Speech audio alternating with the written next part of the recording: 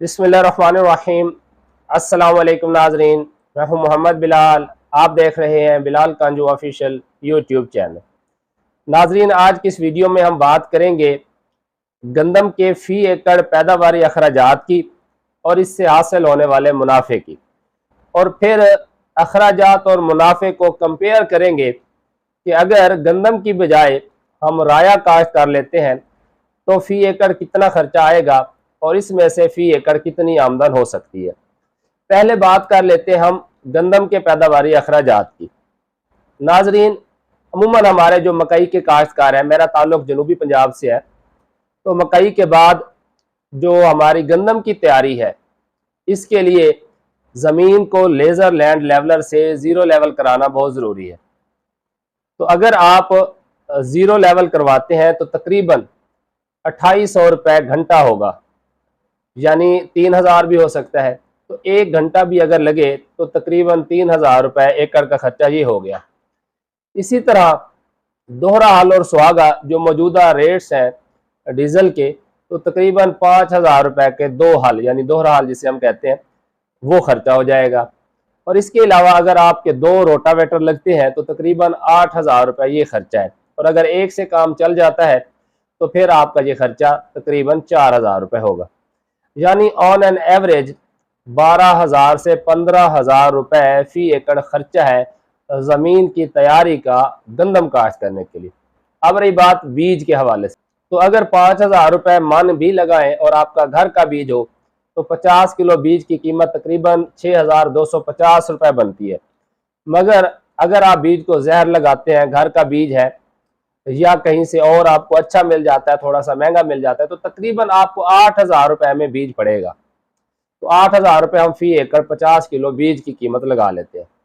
इसके अलावा 50 मन पैदावार के लिए औसत दर्जे की जरखेज ज़मीन में 1.5 बोरी DAP, 1 बोरी ज़बरदस्त यूरिया, 1 बोरी सादा यूरिया और 25 किलो पोटाश, यानी अगर आप 50 किलो वाली पोटाश इस्तेमाल करेंगे तो आपको वक्त बिजाई इस्तेमाल करना पड़ेगी या ज़्यादा से ज़्यादा पहले पानी पर। और अगर आप दूसरी इस्तेमाल करते हैं तो कम अज़ कम आपको 12.5 किलोग्राम तो लाजमी देनी पड़ेगी। दोनों की तकरीबन आपको जो कीमत है वो हम 7000 रुपये लगा लेते हैं फ़ी एकड़। तो ये जो 7000 रुपये पोटाश के, DAP, ज़बरदस्त यूरिया, सादा यूरिया, ये तकरीबन बनता है 40,000 रुपये। अब रही बात कि हमने पानी लगाने हैं, तो अगर 1500 रुपये फ़ी घंटा लगाए और 2 घंटे फ़ी एकड़ के हिसाब से लगाए और 4 पानी लगा लें, थोड़ा बहुत नहरी पानी भी हम इसमें शामिल कर लेते हैं, तो तकरीबन 12000 रुपये तो पानी के बनते हैं। साथ में जड़ी बूटी मार जहरें, इसके अलावा फंगस के लिए कोई एक आधा स्प्रे करना पड़ जाए तो हम 6000 रुपये इसकी भी लगा लेते हैं, तो तकरीबन 18000 रुपये इसका खर्चा बन जाता है। अब रही बात कटाई की और गहाई की, तो इससे मैं इस खर्चे में शामिल नहीं करता। मैं भूसे की कीमत को और कटाई गहाई के खर्चे को आपस में क्रॉस कर देता हूँ।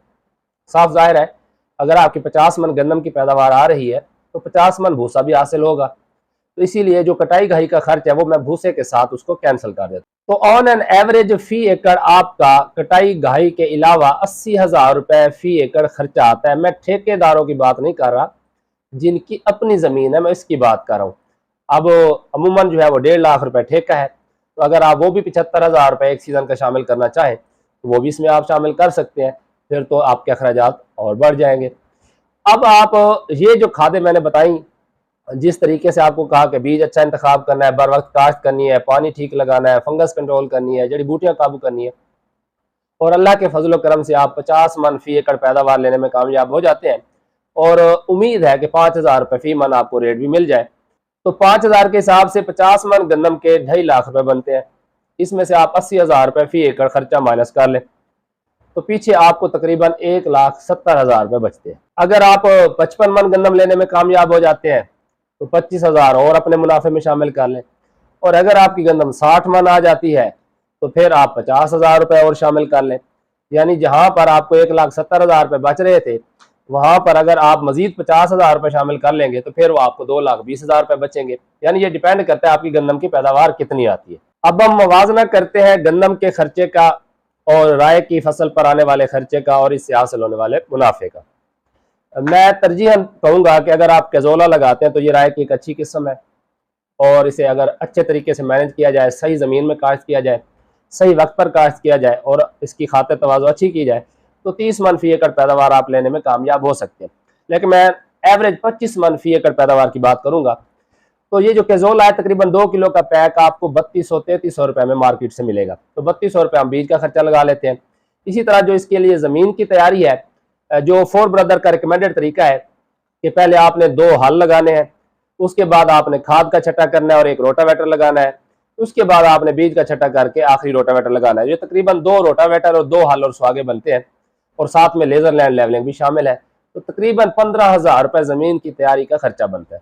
अच्छा, इसके अलावा इसमें हम सिर्फ 3 पानी कंसिडर करते हैं और अगर 2 घंटे पानी लगे, 1500 रुपए फी घंटा पानी का रेट हो, तो तकरीबन 3000 का 1 एकड़ का पानी है और हम 3 पानी लगाते हैं 9000 रुपए के।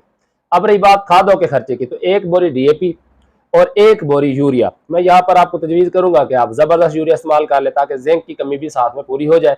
तो तकरीबन आपको जब ये आप काश्त करेंगे हो सकता है आपको 5000 रुपए में मिले। फिलहाल इसका जो कंट्रोल रेट है वो 4725 रुपए है और अमूमन 47-48 रुपए में दस्तियाब है।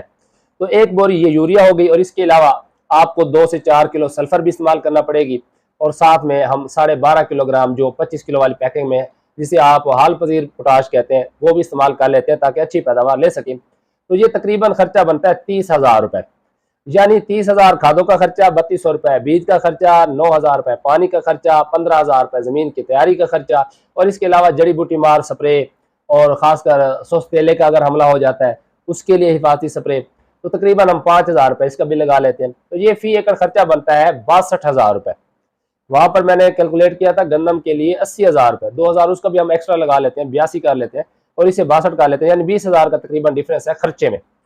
और आपकी पैदावार आती है 25 मन, लेकिन रेट आपको अगर मिल जाता है 8,000 रुपए, तो फिर ये जाके बनता है 2 लाख रुपए। तो 2 लाख में से अगर आप 62,000 रुपए माइनस कर लेंगे तो यही कोई 1,38,000 रुपए आपका मुनाफा बनता है। अब आप यहाँ पर कहेंगे कि कटाई और गाई का मैंने तज़किरा नहीं किया, यहाँ पर भी जो आप थ्रेशिंग करते हैं और उससे जो भूसा हासिल होता है वो भी सेल होता है, भट्टे पर सेल हो जाता है।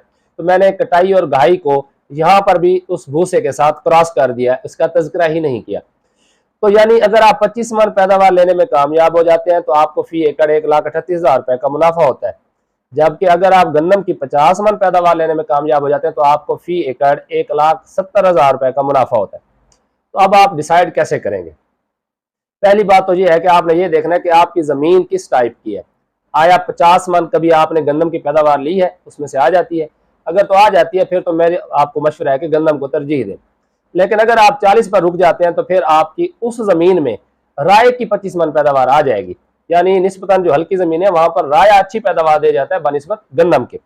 इसी तरह अगर आप राय पर थोड़ा सा 10,000 खर्चा और इजाफी कर लेते हैं, जैसे मैंने कई वीडियोस बनाई हुई है, पटरियों पर काश्त कर लेते हैं और 30-32 मन पैदावार ले जाते हैं, तो फिर आपका मुनाफा यहाँ से भी डबल हो सकता है।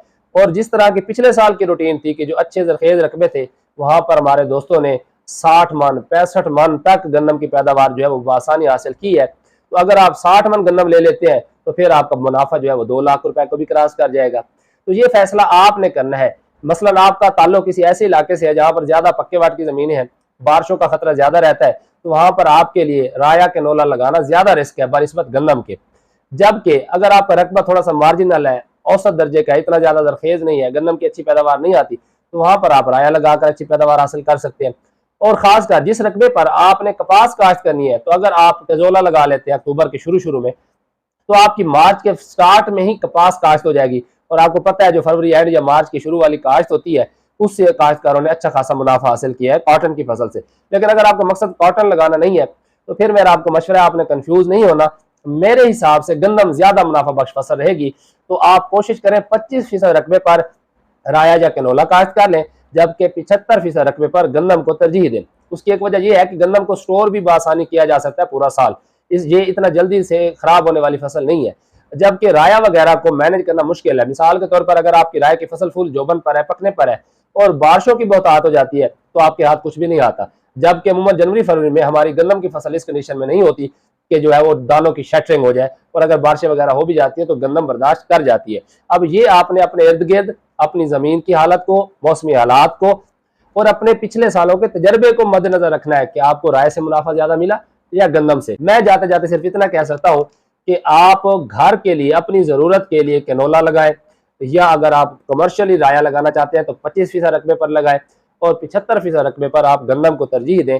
इंशाअल्लाह आपका ये फैसला आपके हक में बेहतर होगा।